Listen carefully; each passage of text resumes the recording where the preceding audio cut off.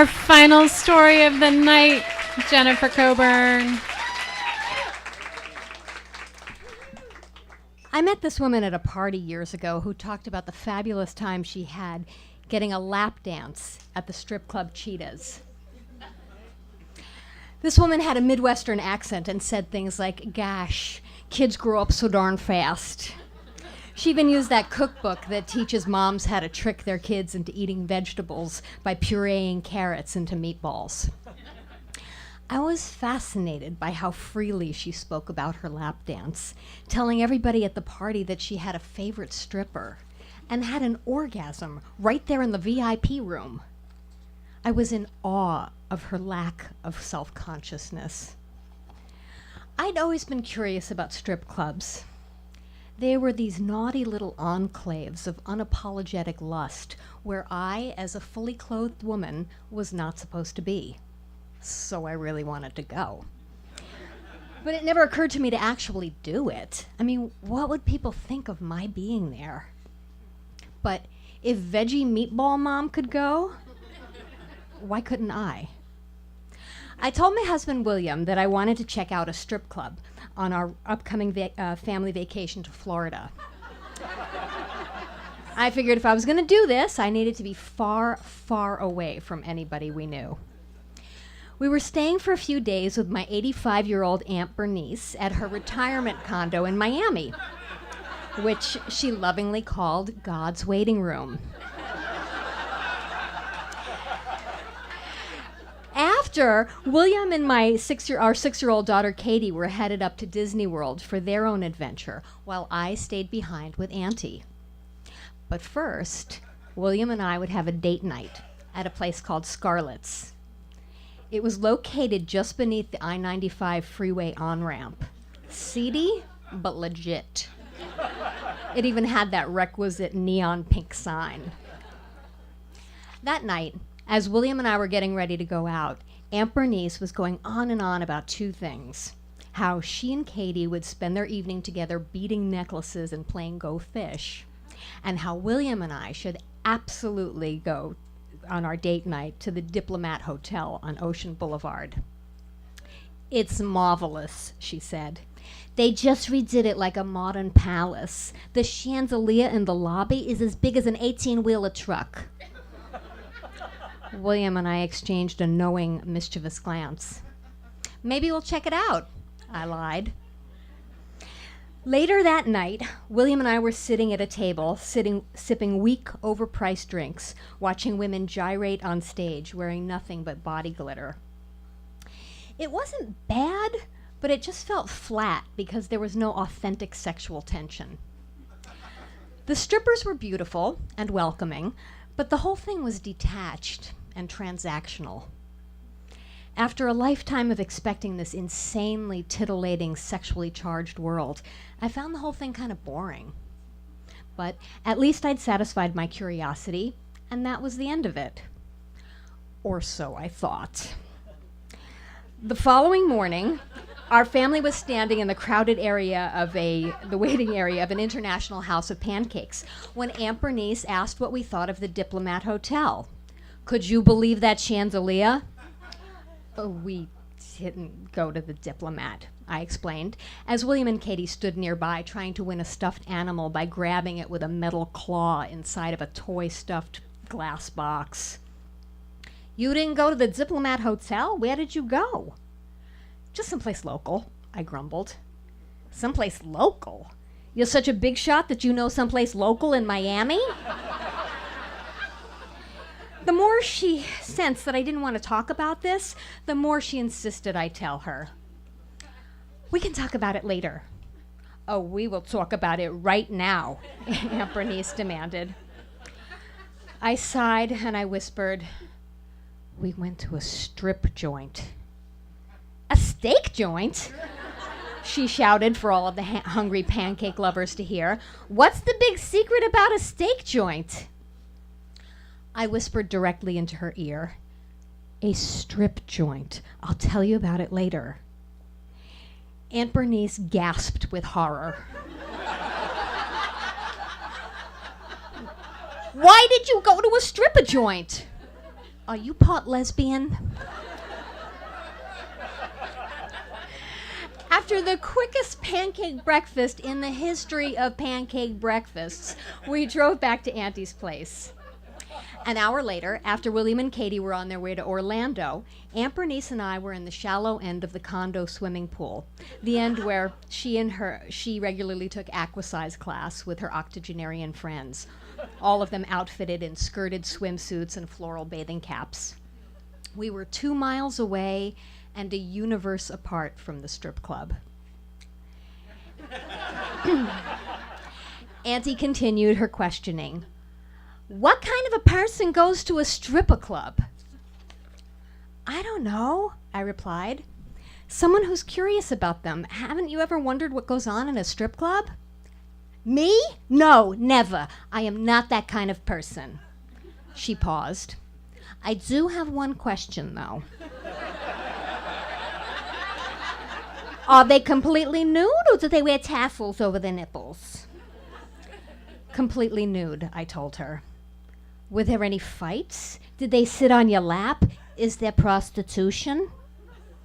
Just then, Bunny Wasserman, queen bee of the condo, treasurer of the temple, and scorekeeper of the bridge club, approached. We could hear her Jurassic toenails, painted iridescent lavender, clacking against the pool deck. "Bernice, darling, did you hear Harold had to get a shunt for dialysis put in? Oi, Sylvia is a nervous wreck." "Not now, Bunny. We're discussing family matters." Bunny huffed and walked away, making as dramatic an exit as one could muster at 89 years old. Once we were alone again, Aunt Bernice's head swooshed back to me. "One more question. I thought you weren't curious." "Quiet, big shot." I paused, indicating that she could ask away. They're vaginas. Are they completely shaved, or do they wear that little goat beard like the jazz musicians?"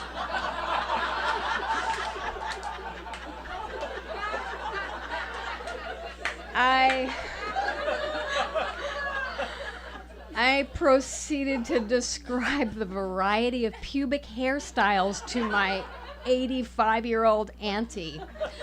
The landing strip, the topiary of unnatural shapes like hearts and lightning bolts, and the rare and exotic full bush. She seemed fixated with one, though. Fully shorn, totally bald, and bare-lipped. "I bet that keeps the vagina much cooler," Aunt Bernice mused. "It can get very muggy down here."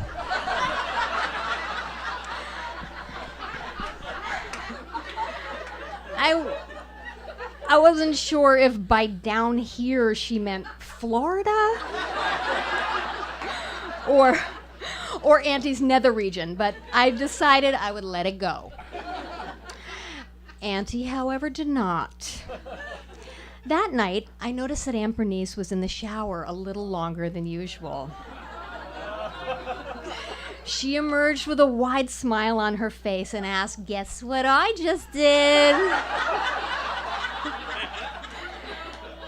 Before I had the chance to respond, she opened her silk robe with one hand, lifted her belly with the other, and revealed a sight to behold.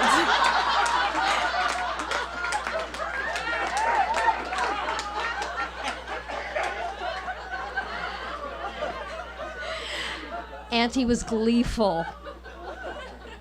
"I haven't seen my vagina since 1932. She paused, looking down to consider what her shearing had revealed. "It's not cute like it was back then. More like a big knish. A Jewish dumpling, usually filled with potatoes, that I have not been able to enjoy since." Aunt Bernice did not mind looking like a knish, though. "It feels marvelous down here. So much cooler." She shared every revelation with me over the next 2 days. She felt a breeze down there. She was so silky smooth down there. We didn't go more than a few hours without an updated snatch report. Like any new convert, she praised and evangelized the benefits of shaving to all of her friends.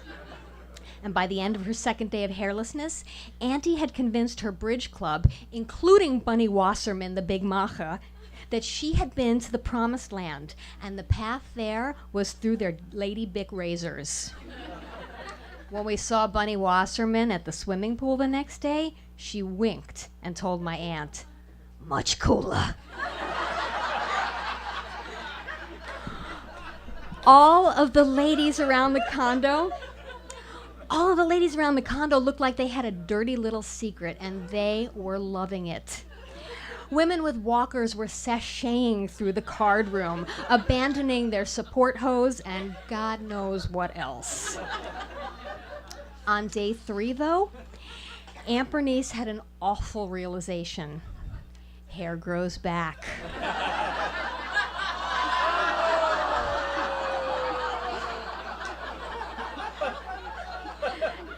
"It's like Velcro down here," she shouted, showing me her not-so-smooth Knish. "It's sticking to my underpants. What am I supposed to do now?" "I don't know. Throw a tennis ball at it and see if that sticks. Maybe your bridge club could make a new game of it." A look of horror appeared on her face. "My bridge club, they all shaved their vaginas yesterday, which means by Tuesday they're all gonna look like this." She started pacing around her condo, deliberating. "This thing itches like crazy. We can't all be sitting around the card table scratching our vaginas." Why don't you just shave it again?" "I am not the kind of person who shaves her vagina." "Actually, you are," I said, gesturing to the once proud Knish. "Maybe get it waxed." "A wax job? On my vagina? What kind of a person do you think I am?" I had no idea where the lines were with Auntie. Why was it okay for her to shave her pre-war snatch and even tell all of her friends about it? But mowing the lawn a second time or getting a bikini wax was somehow shameful. I wondered how long Auntie had been harboring fantasies about getting a little ventilation going in her Lady Haines. In fact, I wondered how long everybody in her bridge club had been enduring their own overheated lady parts, none of them doing a thing about it for the sake of propriety. And what about me and my own sense of propriety? For someone who considers herself a feminist and pretty open-minded, I still had some real blind spots of shame. Why did I need to go cross-country to do something as innocuous as visit a strip club? And why had it taken me so long to satisfy this curiosity? But there was no time to ponder these questions. Auntie had to figure out what to tell her bridge club at Tuesday's game. Before they met, Bunny Wasserman telephoned Auntie with her own pubic update. She too had been conflicted about how to manage the regrowth of hair. Bunny agreed that shaving regularly was just not something that respectable women do. And like Aunt Bernice, she thought waxing was for naughty girls, not upright senior citizens. She did, however, have a solution and shared it with Auntie, who made sounds of agreement and delight into the receiver of her maroon rotary phone. Aunt Bernice hung up the phone and turned to me. "Did you know that you can use laser beams to remove vagina hair? It's very popular. And Bunny found a Groupon for it. 2 for 1. The bridge club is skipping our card game on Tuesday, and we're all getting our vaginas laser beamed." I was lost. Why was laser hair removal okay, but waxing verboten? Was it because Bunny Wasserman had deemed it okay? Had she simply given Aunt Bernice permission to do what she wanted to, like the veggie meatball mom in my neighborhood had done for me? My aunt did not have the answers to these questions. All she knew right then, and all she cared about, was that soon she would be silky smooth again. "It's funny," she said, shaking her head and smiling. "I've lived in this condo for 20 years now, and you think you know people. But never in a million years would I think Bunny Wasserman is the kind of person to use coupons." Thank you.